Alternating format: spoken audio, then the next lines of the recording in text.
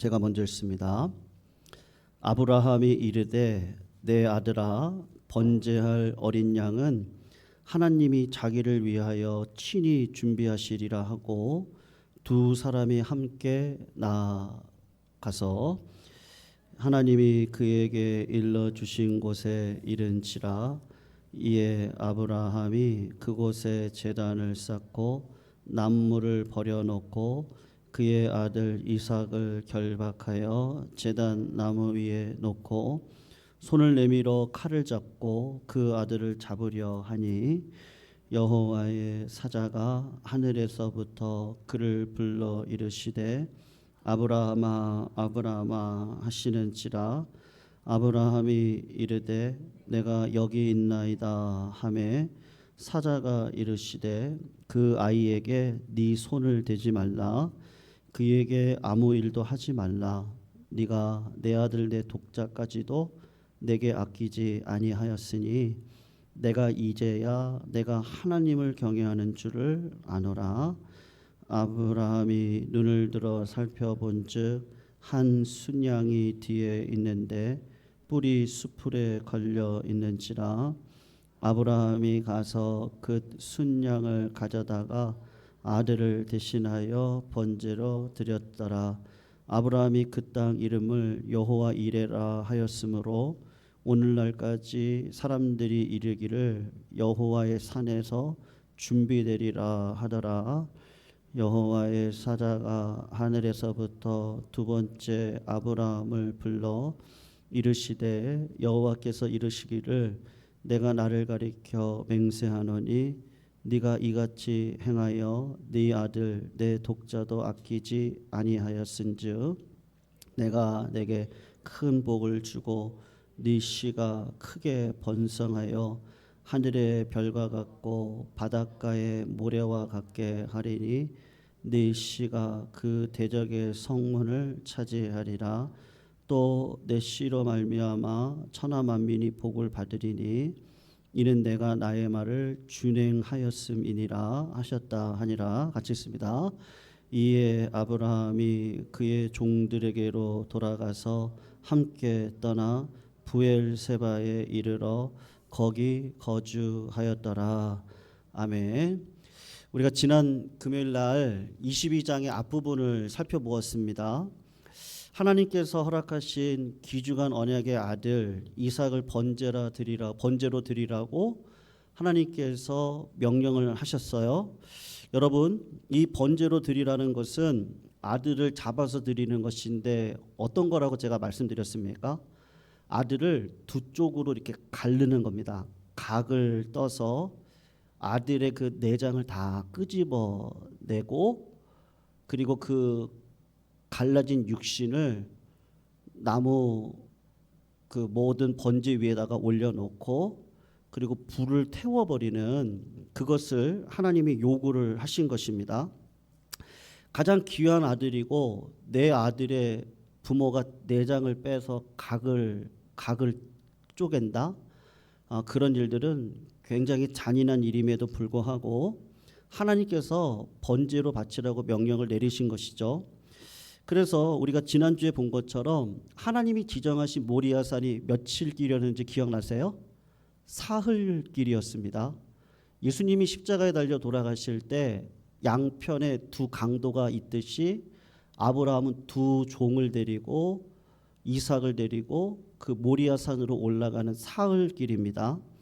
걸어가면서 장작도 미리 준비하고 불도 미리 준비하고 칼도 미리 준비해서 그 아들을 죽이기 위한 온전한 순종의 길을 떠나가는 것이죠.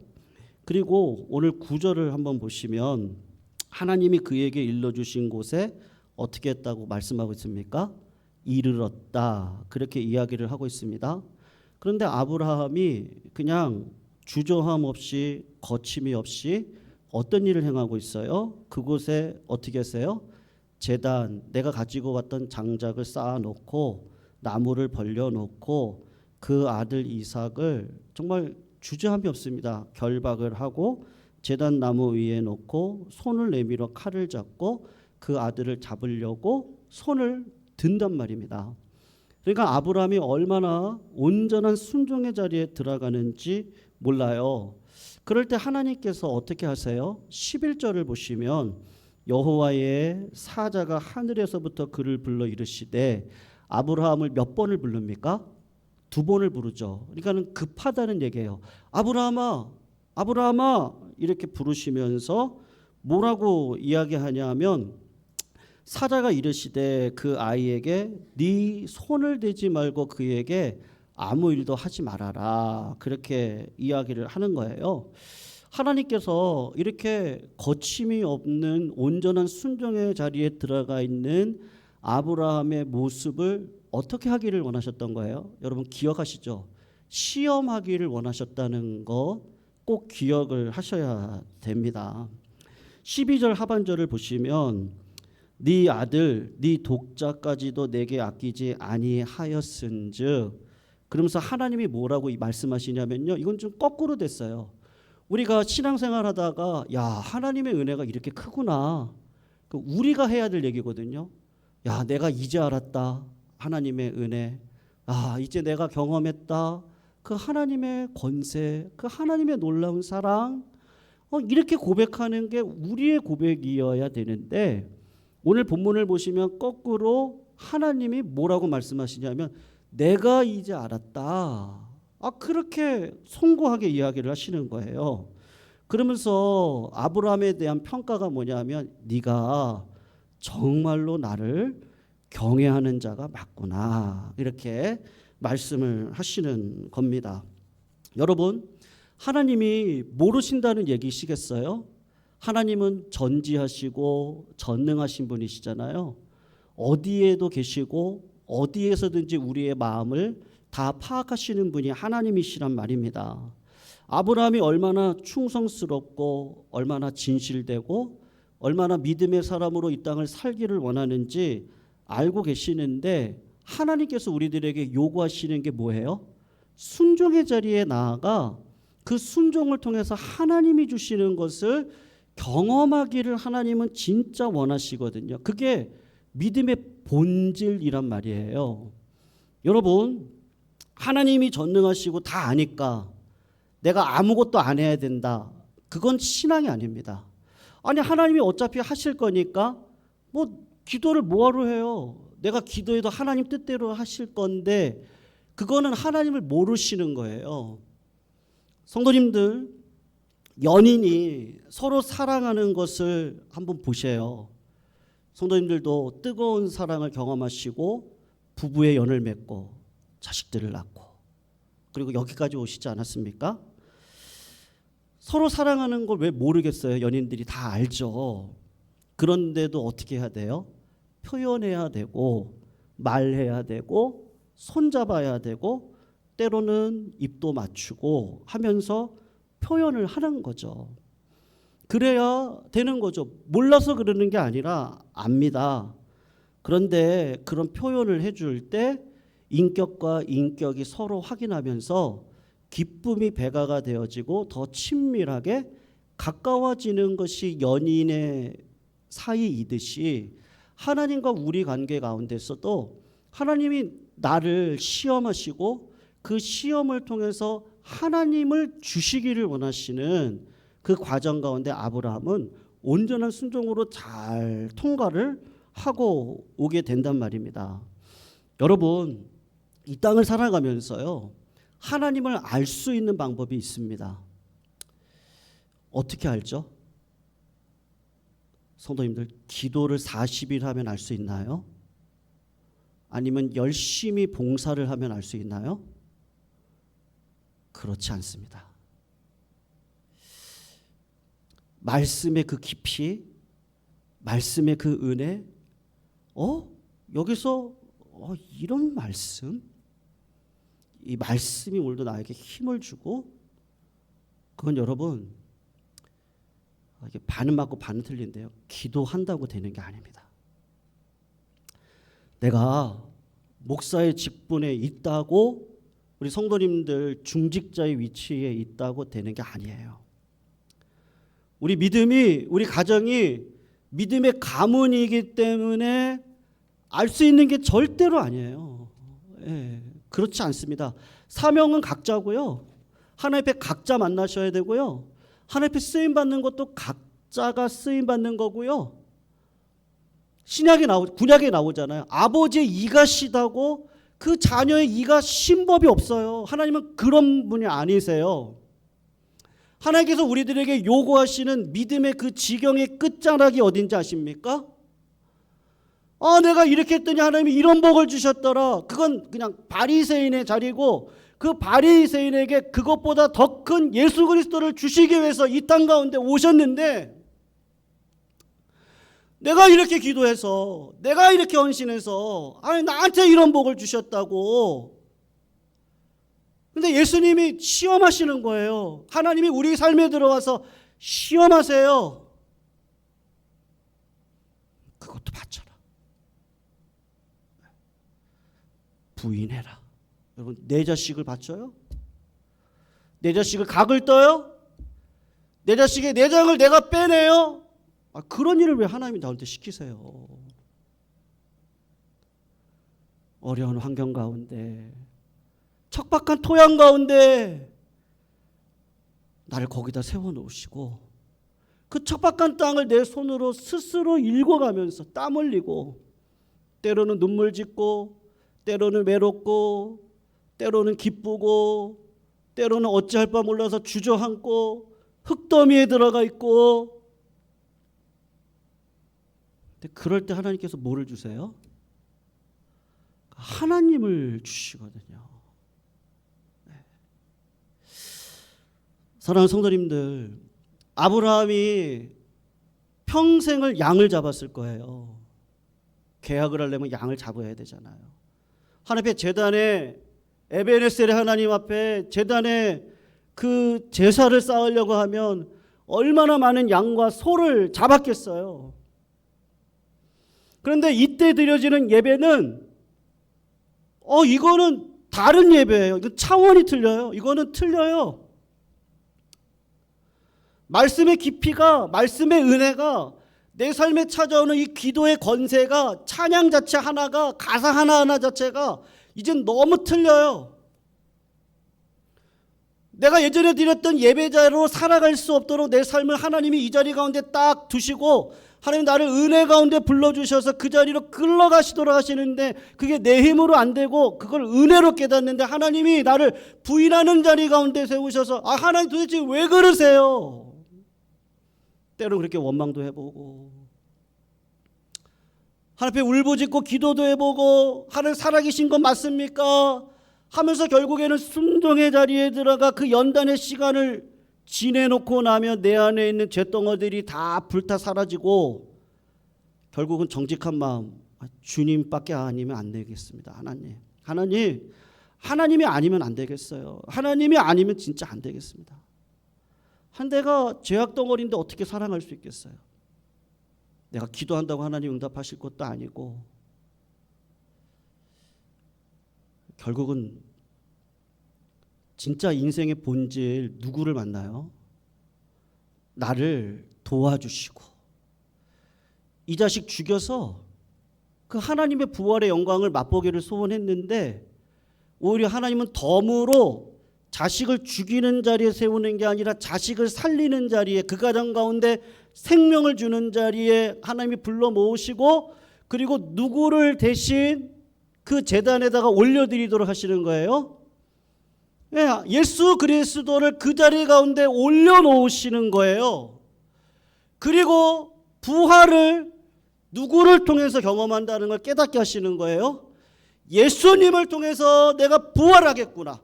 예수님을 통해서 내 삶 자체가 고난이 아니구나.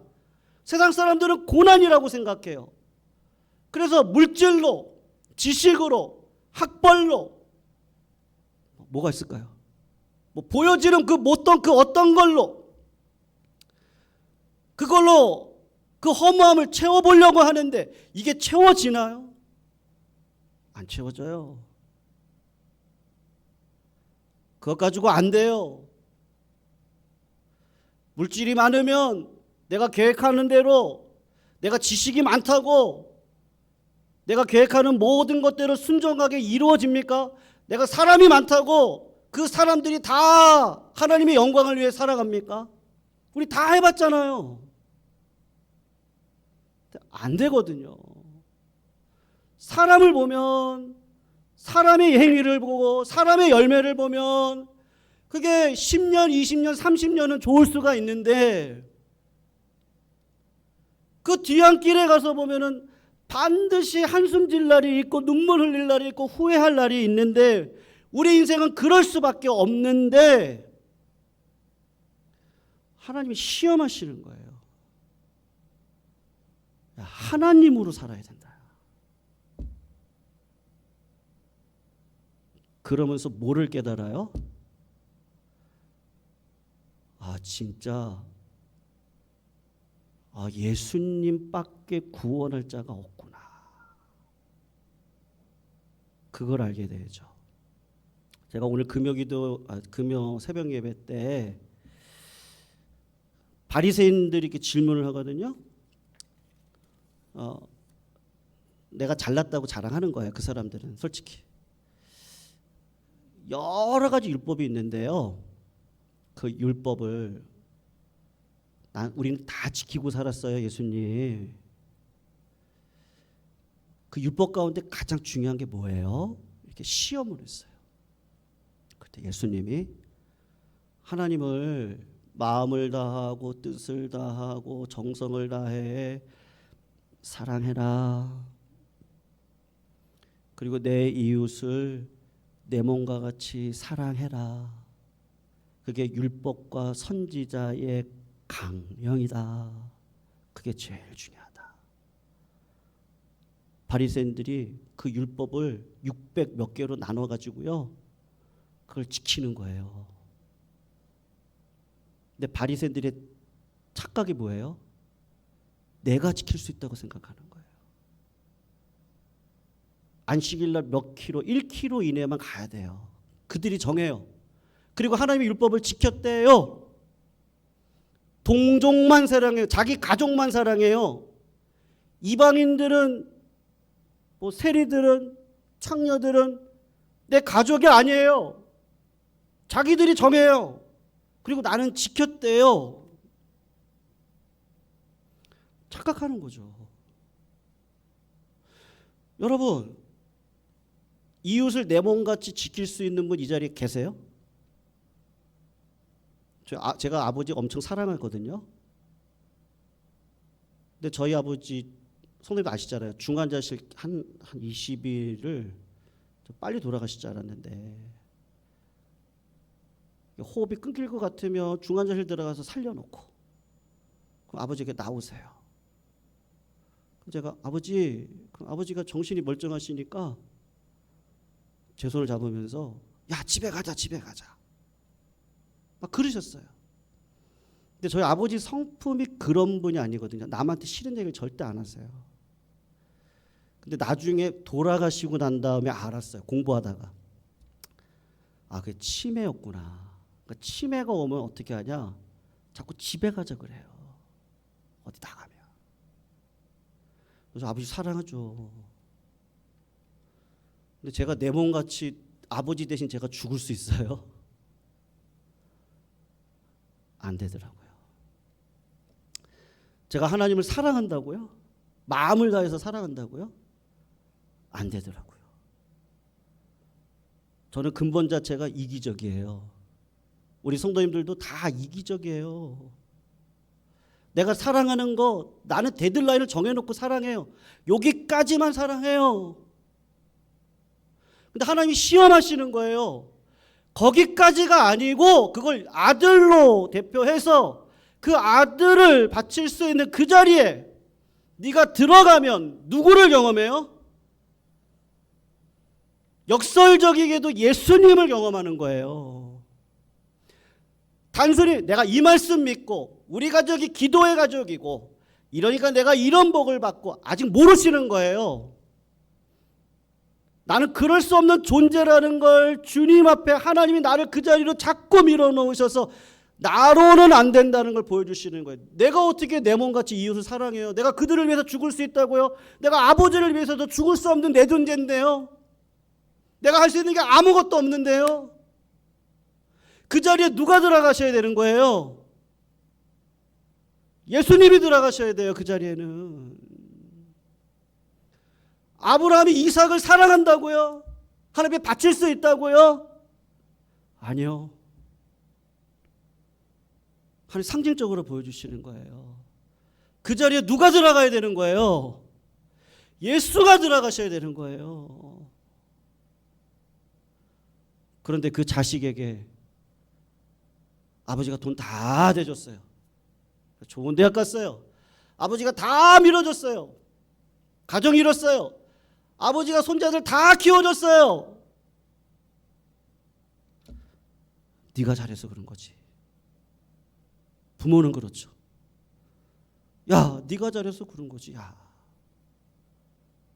부모의 희생과 헌신은 다 뒤로 넣으세요. 그리고 내 새끼, 내 자랑, 내 사랑, 내 자랑, 내 자식. 내가 사랑한다고요?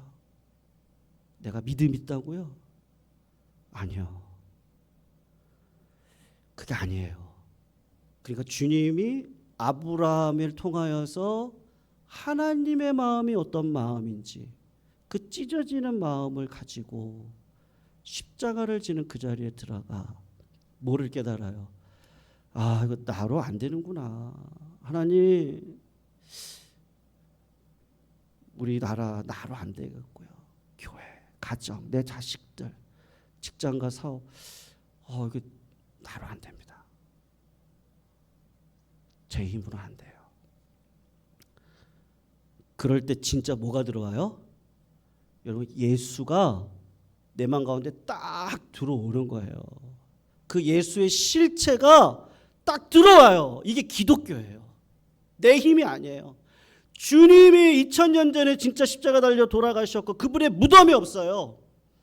세상 사람들이 그것을 알기 위해서 세계사 가운데 AD와 BC, Before Christ, 예수 그리스도를 기점으로 세계의 기점을 만들어 놨어요. 그 주님의 그 십자가의 사랑을 한 사건을 통해서 보여주셨고, 그분이 진짜 부활하셨고, 그분이 진짜 하나님의 우편에 앉아 계셨고, 그분이 진짜 이 땅 가운데 다시 오실 거예요. 그 주님, 이게 사실이구나. 이게 진짜 진리구나. 내 신앙을 자랑할 게 없구나. 내 수고를 자랑할 게 없구나. 예수님만 자랑해야 되겠구나. 내 부모님을 예수 그리스도에게 부탁했듯이 나도 예수 그리스도께 부탁하며 자녀들한테 울지 말라 얘기하듯이 우리 자녀들도 자신의 삶을 하나님 앞에 부탁하시지. 그 자녀 손손에게 울지 말아라. 예수가 있잖아. 나를 대신해 십자가에 달려 돌아가신 그 예수. 그때부터 뭐가 오는 거예요? 평안이 와요. 남들보다 뭘 조금 더 가져서 그건 평안이 없어요. 왜냐하면 나보다 더 가지면요. 아니면 내가 뭐 하다가 없어지면요. 아니에요. 사랑하는 성도님들, 하나님 앞에 입을 크게 여시기를 주님의 이름으로 축원합니다. 주님이 하셔야 됩니다. 네, 주님이요. 그래서 우리가 해야 될 일은요, 영광 올려드릴 일밖에 없는 것 같아요. 오늘 이 시간 내 손을 주께 높이 듭니다. 하나님이 하셔야 되고요, 하나님이 영광 받으셔야 되고, 내 신앙에 이제는 뛰어넘으셔야 돼요. 주님이 진짜 내 마음 가운데 들어오셔야 돼요. 그러면 육신 치유됩니다. 마음의 상처 회복됩니다. 하나님께서 재물 얻을 능력을 주십니다. 하나님의 영광 받으실 거예요. 믿음이 없어서 그런 거죠. 하나님 하실 수 있으시거든요. 그런 마음으로 함께 찬양합니다. 내 손을 주께 높이 듭니다. 내 찬양 받으시